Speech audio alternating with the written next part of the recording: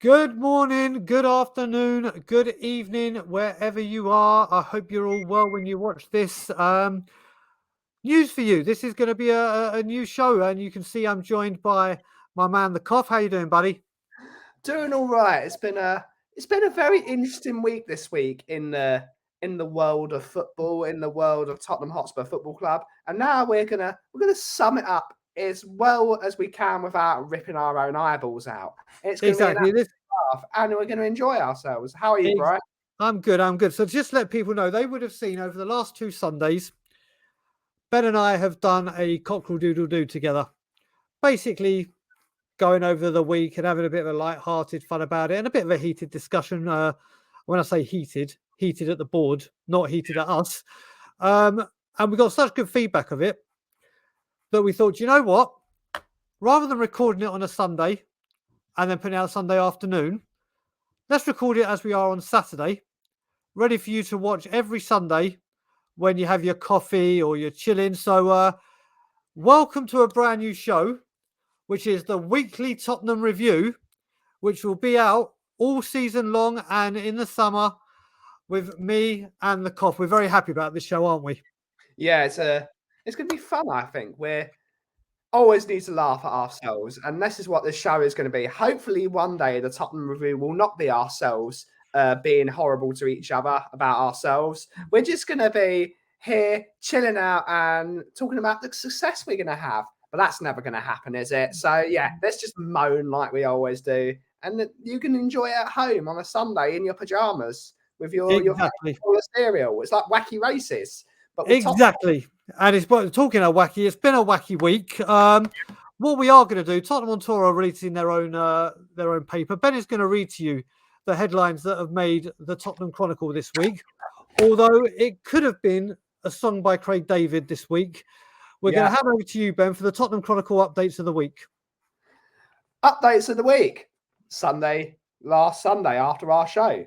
Conte was sacked, apparently. That was a very interesting day. So we had an entire Monday of us all hiding behind the sofa, wondering what the embarrassing thing was next, and we didn't think it was going to get any worse. On Tuesday, our director of football, Fabio Paratici, released a video saying this was the right decision for the club, yada, yada, yada. We're going to push on. We're going to be really, really great for the rest of the season. We're going to trust on our boys. We're going to be really great. Whilst looking like he's hiding from someone in his bedroom, like I am now. And then it culminated with Wednesday's news.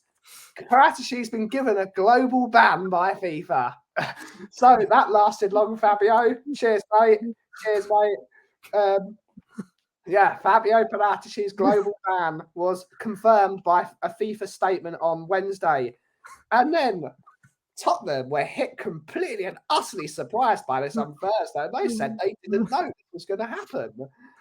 So they were like, whoa, what's happening? What is happening?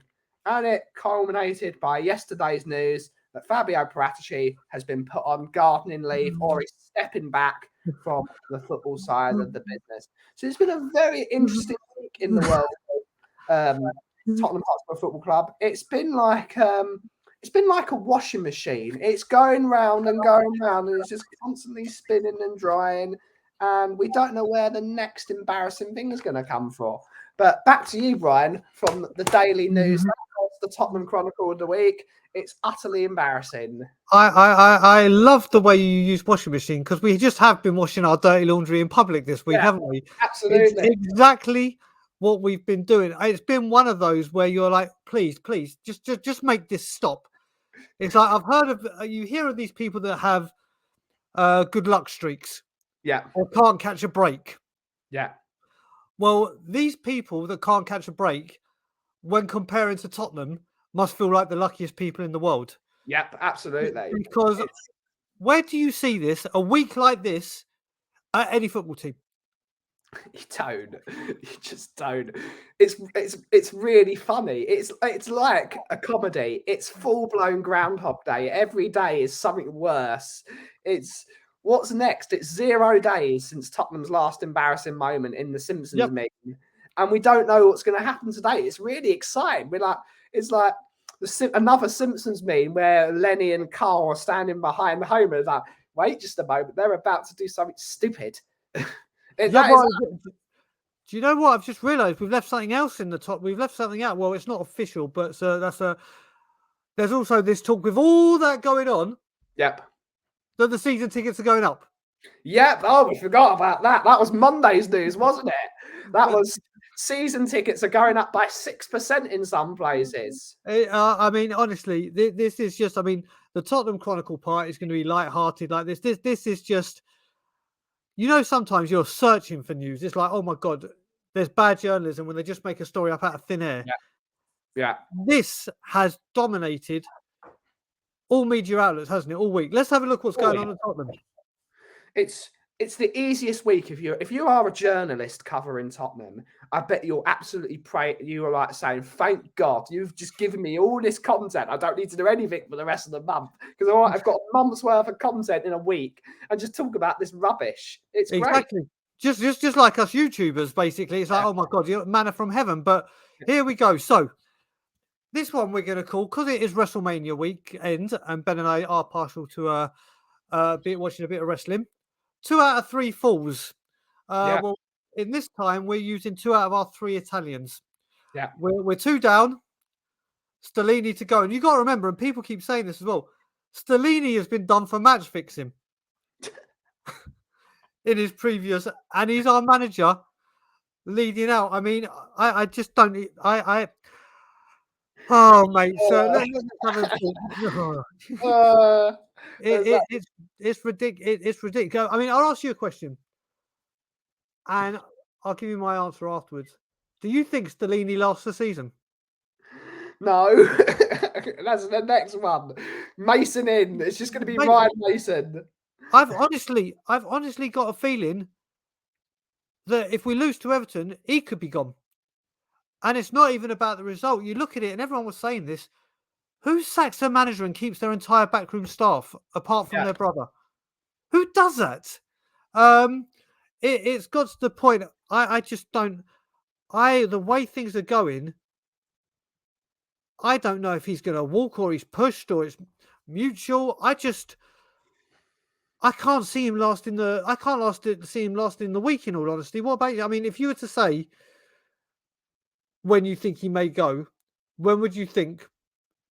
I would say after the Man United game. I wouldn't have him at all. I would have got rid of the entirety of the backroom staff. Clearly, there is a problem there. You're bringing in a temporary coaching team with whoever.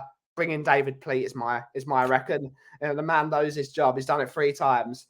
And you last to the end of the season, and you appoint a new director of football and a new manager. That's what you do. That's what's sensible to have.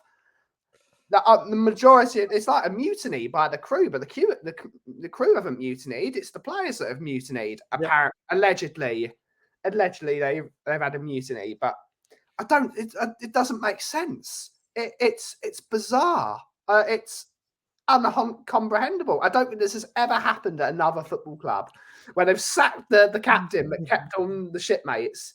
Makes no sense to me. Mate, you got to remember as well. I mean, I can't remember when it was. I think it was during the transfer window, or maybe even February. This year alone, and we've only just entered April, we have sacked the women's coach. Yeah. The women's coach hasn't been appointed. We've sacked the first team coach. Yep. The director of football is getting done for corruption and whatever, and has now been put on, like I said, gardening leave or step back. We don't know if our star is going to play, sign a contract. Mate, I can't understand how this is. I mean, no other football club would tolerate this. No other football club does this. Yep. And you look at it, and we'll talk about this with Perez, because this has been a big talking point. I haven't really spoken about this, Ben. The amount of faith he has shown Paratici compared to other managers, and we're hearing all these reports that Tottenham were fully aware of. I mean, I was watching We Are Tottenham TV's update this morning from yesterday with Simon, and big up my brother, and they were saying that when agents were going in to do talks during January, they was baffled to see Conte not only in the meetings but leading them. Yeah. Apparently Spurs. You mean Pratashy? You mean Yeah, Pratashy? yeah. Spurs apparently just dusted this under the carpet, thinking it was going away. Yeah. I just don't understand it. I mean, apparently we did our due diligence for Bissouma for other reasons, obviously. But everyone knew that Paratici. Everyone knew this about Paratici, didn't they? Yeah. Every single person that's connected with Italian football knows about these issues that Juventus have they've got a knack of getting done for either match fixing or doing the books. It's happened before. It seems to have happened again. A lot of people say, "Oh, it might just be the Italian FA being rude to Juventus," but there's no smoke without fire, and he's been done again. And we don't know what is going on at football. I don't understand why he's been given so much time, other than a lot of our managers who are sacked at half time that never given the time. Yeah. But Fabio Paratici has not been there a year. He's been given the keys to the kingdom, apparently, and he seems to think he's the best at doing what he does, which is apparently cooking. In my mind, he's cooked, not cooking, and that's the end of him. And we have no idea what is happening. It's almost like he's been used as a fall guy. And just like Franco Baldini and Paul Mitchell left before he was able to become a fall guy. And you've got Frank Arneson and David Pleat. Camoli. They've all been used and thrown to the wolves. Yep. And it's almost like he's such a magnet for all the attention at the moment from everything else at the club. He's just kept there because it's like, oh, everyone's talking about them when actually you should be talking about this. Yep. And in the words of Kuva99, it's a symptom and it's not the actual illness. Yeah, no, you're right. And you know what? You look at this as well, and this is the bit that worries me, because what I will say is what Paratici has done well is he's come into the club, seen the shambolic state of affairs of how it's been run, and tried to implement a network, a chain of. So behind the scenes, what he's trying to establish, he's been doing it. Yeah, he's trying to. Yeah, so he's been trying to do that. Now, the worry I have is if he does leave and this is the end of him, goodbye, he never comes back. Does Daniel Levy rip this up and go back to the old way and say, right, that won't work? Or does another director of football come in and get to him? Because this is the worrying thing, because we're going to come on to Levy very, very shortly. That's the other worrying thing. But you look at this as well with directors of football. Harry Redknapp didn't have one successful. Martin Jol didn't have one. Had Arneson with Santini, but obviously Arneson left very rapidly. Yeah. The only one you could say that did do well with the director of football was obviously Poch. Yeah. But he also did well without Paul Mitchell. Yeah. But then the wheels started falling off because Paul Mitchell weren't there to bring the players in. Yeah. I think it's essential that we have this director of football, as in someone in there, as opposed to not. Football, yeah, I agree. But this is the thing for me. You heard me saying this on Sean Butler's show when we were on this week. I want it to be that the manager comes in and says, I want to work with this guy, or vice versa. You know what I mean? So there's someone that has, like Paul Mitchell and Poch, a marriage, a synergy. When people were talking about Nagelsmann, they were talking about Rangnick. Yeah, because they've worked together. They work well. That's what he does, Rangnick. He does the direct. So this has got to be a very, very, very careful and thought out process. Yeah. But we're gonna have to wait and see, because right up until now, it's down to one man who's leading transfers, one man who is leading manager search, one man who's dealing with contracts. And I'll tell you what, now, Ben, you know how staunch I am and how hard I've been fighting, as have you and everyone else. But obviously when I go mad, and obviously the things I've done and blah, blah, blah. Social media has always been a toxic place. Forget Tottenham, I mean, in general, but obviously the Tottenham community with Levy in and Levy out, or wherever you stand on this, not a nice place. And obviously I come in as a target for a lot of things. But you know what? Fair play. That is what it is. But I've started to see a lot of people shift this week. A lot of people shift. Even the media, like, you can't get away from it. So It may not be this season. It may be not next season. But do you believe this is the beginning of the end? I think possibly. I think we've had the most disastrous week in the reign of this administration running the football club. For every single domino to fall in a week, in not only the men's team but the women's team as well, and behind the scenes as the director of football, this has shown incompetence. He's chosen the wrong people to be in the club, and it's failed. And it's failed not a little bit. It's a disaster. It's the SpongeBob meme of them all running around the office and everything's on fire. It's that. Everyone is panicking. Fans don't know what's happening, but hey ho, the prices are going up, so we're paying for more disaster, which is always a laugh. And we'll probably get people in the comments saying, "Oh, it's inflation and yada yada yada." You don't increase the season ticket price when you don't have a manager next season. You don't do that. If you do that, knock it back for the season afterwards. Just do something else. Like, you cannot have all this bad and then let's just throw some petrol on it. Yay, that will solve it. It's stopping an explosion with another explosion does not work. And this is what it's happening. It's spiraling out of control now. And what we need is someone to actually steady the ship. And I don't think they're going to.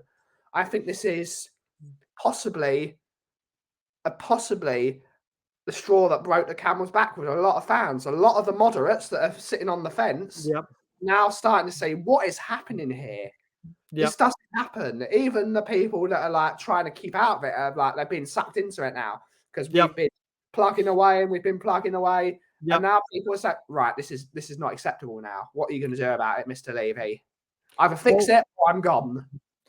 Well, this is the thing, Ben. You look at it, and if he had any brains on the footballing side and what to do, listen, there's no doubt in what he can do with the business. I've never doubted that. There's never a doubt in that. For that, he's a genius. But right now, he should either come out and say, right, that's it, season ticket freeze, or even a slight reduction. Because I heard it from somewhere. I can't remember where or who. But these football teams, the gate receipts is just a fraction. Yeah. It's just a fraction of what they could do. And you look at this, with this all happening, I still stand by. I think Conte's outburst after Southampton is the best thing a manager has done since Levy and Enoch have been here.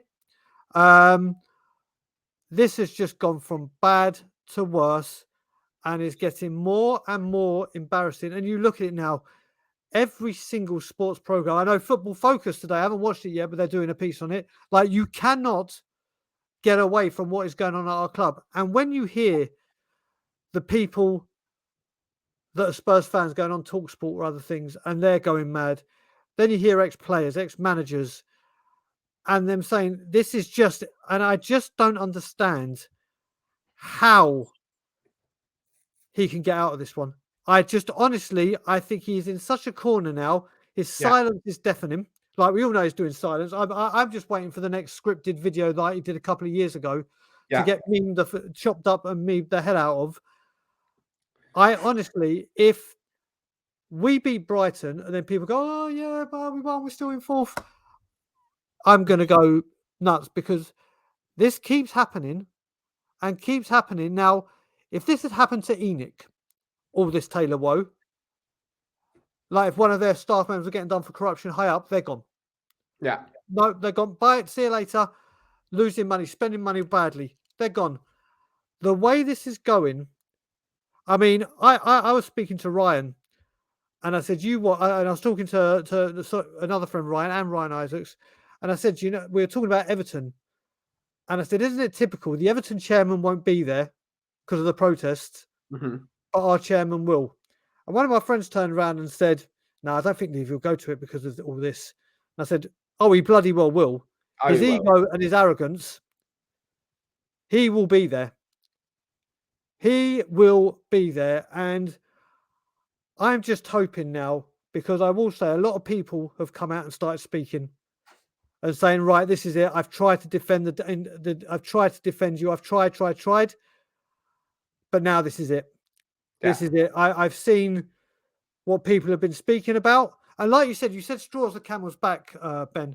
Mine was Yol. And do you remember I've said a lot of times, there's loads of different people that will have different moments when that happens.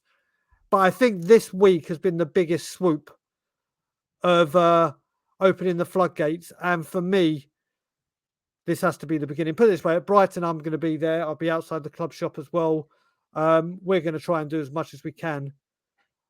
But this has to be the end. I mean, we'll have to wait and see. But do you know what? We've spoken enough about the crap. Let's end the show on a really, really, really good thing. Tottenham Hotspur finally have a player in the Premier League Hall of Fame. And it is Jermaine Defoe. He's a Yiddo. Yeah. Fully deserved. Not just because of his football work, but charity work and everything about him.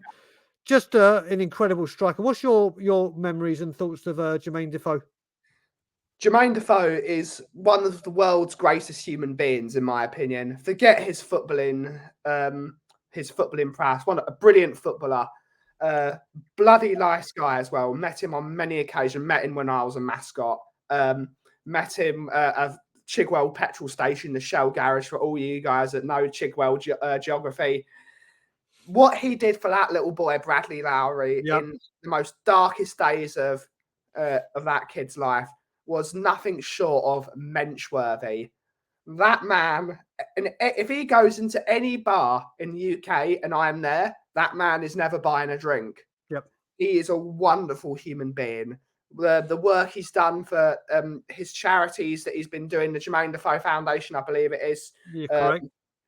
And he's just one of the world's nicest people. And it's so wonderful to see him finally getting acknowledged as the great footballer he was. Just an absolute barnstormer. He wasn't one of these guys that, I might not shoot. If he saw an opening, even from 40 yards, he would shoot.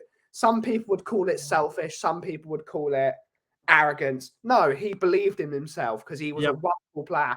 And it's all like the Wolves goal, one of the Wolves goals. I think he scored 2 that day, and very similar. Got the ball, edge of the box. Instead of saying, I can, no, just smashed it back in the net. Yep. That was Jermaine Defoe, all for shoot on sight. Wonderful footballer. Been in some great moments for us in terms of Champions League. For a while, he was our top scorer in Europe. He took over from Big Chiv. He did indeed. So I think he scored that goal against Wolfsburg, I believe it was. It was a team.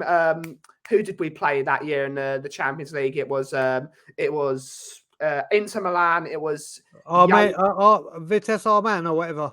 No, it was a German team. It wasn't Wolfsburg. It was the other green team in Germany. I'll forget it. Everyone in the chat, if you remember the team, he broke the record in that game in the Champions. Werder Bremen. Yeah, Werder Bremen. Many a couple of goals against them. He scored some great goals. The overhead kick against Man United. Yep. You could reel off Jermaine Defoe goals that are just awesome. And nothing better than to be the first Tottenham player to enter this Hall of Fame. And he deserves it. He deserves it because he's a wonderful human being, and we wish him all the best. And we love to see him be part of the coaching setup one day. And he's part of the coaching setup now, but we'd like to see him part of the first team because he's the best of Spurs, in my opinion. With all the infighting and the arguing, he's a shining light of what Tottenham Hotspur can do for people. And big up to the man. He's a wonderful bloke. He is. I mean, I can't really add much more to what you said. All I will say, one of the most lethal finishers I've ever seen live. Like, literally, don't get me wrong, there's been better strikers, but his, like you said, quick shooting, power, and for the size of him, people wrote him off. Obviously, he was just devastating on his day. And like you said, the charity work is absolutely incredible. I mean, you got to remember, during that time, he was helping Sunderland try and survive a Premier League. Traveling all over the country. Then when he moved down to Bournemouth, he kept going back up. It was just one of the most incredible friendships you could ever wish to see. And then, what I will say is, obviously, with him being at the coaching staff, It's fantastic. This is what we need. More people like him back in the club. He has a genuine love for Tottenham Hotspur. It is in his heart. Oh, most important, and Tottenham fans as well. Exactly. He's one of the guys that just got it. So, Jermaine Defoe, a huge congratulations to you. Hopefully, you're the first of many to go into that Hall of Fame. But enjoy that moment, my friend. And I think that's it, Ben. That's it for the first edition. We'll be back next Sunday, ready for you. And who knows what will happen? We would have had Brighton. Yeah. We would have had Everton. Who knows if the manager's gone? Yeah. Who knows what's going on? But the Tottenham Chronicle and the weekly Tottenham Review with me and Ben will have you covered. So please drop a like, a subscribe, give us your thoughts on the new show coming up. Like, comment, subscribe, and as always, Levy out.